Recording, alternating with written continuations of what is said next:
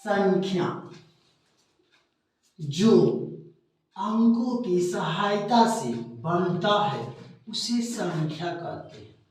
अंकों की कुल संख्या 10 है। अंकों की कुल संख्या बराबर 10।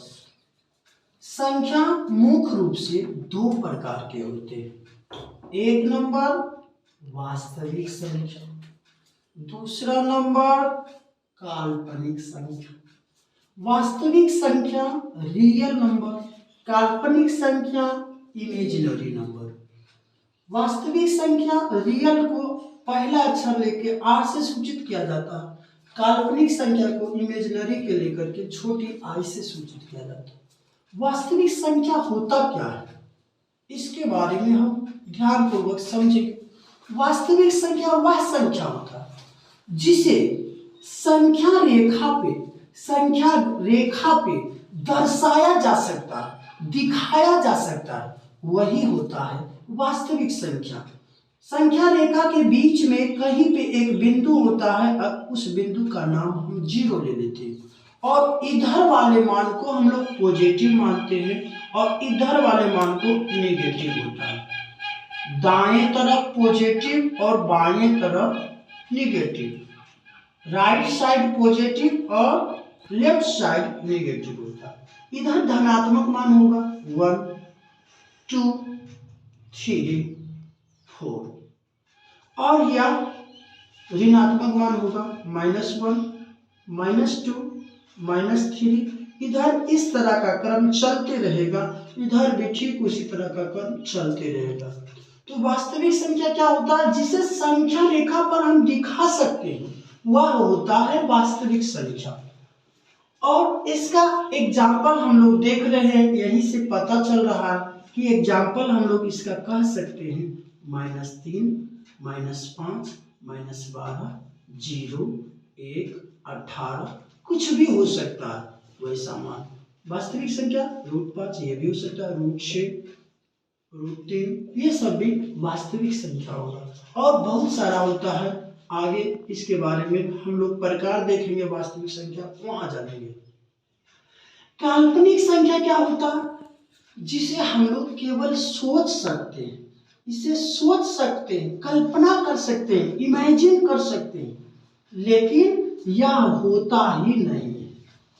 इसमें कोई सोच सकता है काश मेरा शादी ब्याह किसी हीरोइन से हो जाए, लेकिन आम आदमी का शादी हीरोइन से नहीं होगा। यह सोचने वाली बात है। कोई सोच सकता है काश हम प्रधानमंत्री होते, तो ये सब कल्पना की बात है। यह संख्या में भी होगा वैसा मान जो रूट के अंदर में हो और साथ ही साथ निगेटिव में हो, यह काल्पनिक संख्या होगा। ऐसा मान पॉसिबल नहीं है, ऐसा मान हम लोग केवल सोचते हैं, बट इसे कहीं पे देखा लिखा नहीं जा सकता है। मतलब यह हम कह सकते हैं कि वैसा मान जिसे संख्या रेखा पर दर्शाया नहीं जाता है उसे कहते हैं काल्पनिक संख्या। और इसका एक ही एग्जाम्पल इस प्रकार से होगा कि रूट के अंदर मान जो ऋणात्मक हो वह कहलाता है काल्पनिक संख्या। अब वास्तविक संख्या के प्रकार होता है। वास्तविक संख्या मुख्य रूप से दो प्रकार के होते हैं।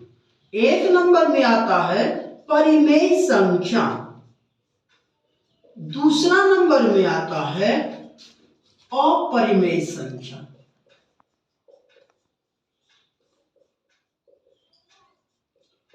परिमेय संख्या और अपरिमेय संख्या। परिमेय संख्या रेशनल नंबर, अपरिमेय संख्या इरेशनल नंबर। रेशनल नंबर,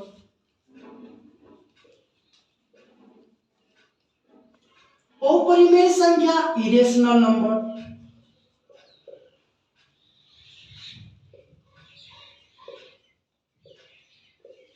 अब हम लोग ध्यान से समझेंगे इसका परिभाषा। रेशनल नंबर वह संख्या होता जो p/n क्यू के रूप में लिखा जाता है, जिसे बट्टा के रूप में हम लिख सकते हैं, वह होता है रेशनल नंबर।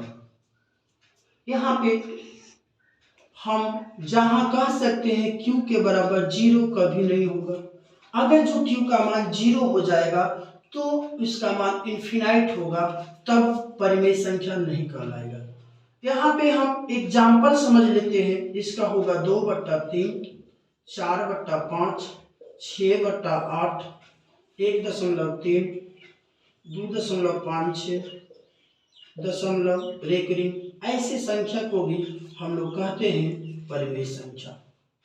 अक्सर विद्यार्थी गलती कर जाता है, 0.333333। ऐसे सिचुएशन में सभी बच्चा को लगता है क्या यह होगा अपरिमेय संख्या, लेकिन यह सोचना गलत है। यह अपरिमेय नहीं है, यह परिमेय संख्या है। और सारे विद्यार्थी ये चीज भूल जाते हैं और वो कहते हैं कि जिसका आवृत्ति शांत होता है वही परिमेय संख्या होता है। ये सोचना गलत है। आवृत्ति शांत हो या अशांत, मतलब एक चीज हमें ध्यान देना है कि यह बट्टा के रूप में लिखा जाता है कि नहीं, भिन्न के रूप में, P/Q के रूप में लिखा जाता है कि नहीं, इस पे डिपेंड करता है परिमेय संख्या। अपरिमेय संख्या क्या होता है, जिसे हम लोग बट्टा भिन्न के रूप में नहीं लिख सकते, P/Q के रूप में नहीं लिख सकते, वह कहलाता अपरिमेय संख्या। इसे P/Q के रूप में नहीं लिखा जा सकता। मतलब हम लोग कह सकते हैं अपरिमेय संख्या नॉट इक्वल टू P/Q। मतलब परिमेय संख्या P/Q के बराबर नहीं होता है। ऐसे चीज को अपरिमेय संख्या कहते हैं। एक छोटा सा एग्जांपल समझेंगे, √2। यहाँ पे हम समझते हैं √2 अपरिमेय संख्या हुआ कैसे। इसमें क्या करते हैं तो देखो, √2 का मान हम लोग को जैसा कि याद है 1.414 होता है। इतना निश्चित नहीं है, ये फिक्स नहीं है। इसके बाद भी बहुत सारा अंक लिखना बाकी है, चलते चले जाएंगे और ये कभी कटने वाला नहीं है। इसीलिए यह हो गया अपरिमेय संख्या। और कहा जाए √3, इसका भी मान निश्चित नहीं है, 1.732 हम लोग को याद है, लेकिन इधर भी चलता चला जाएगा। और √2+1 भी अपरिमेय नहीं, √2 भी अपरिमेय है और यह भी अपरिमेय है। अपरिमेय संख्या में किसी भी संख्या से गुना कर दे या भाग दे दे तो भी वह संख्या अपरिमेय ही होता है। और इसकी आवृत्ति सचमुच में अशांत ज्यादा अक्सर देखने को मिलता है, और इसीलिए विद्यार्थी सब सोच लेता है कि यह भी, इसका आवृत्ति अशांत है, इसलिए यह अपरिमेय संख्या है। इस वीडियो में बस यहीं तक। थोड़ा स्क्रीनशॉट लेने के लिए हम यहाँ से हट जाते हैं।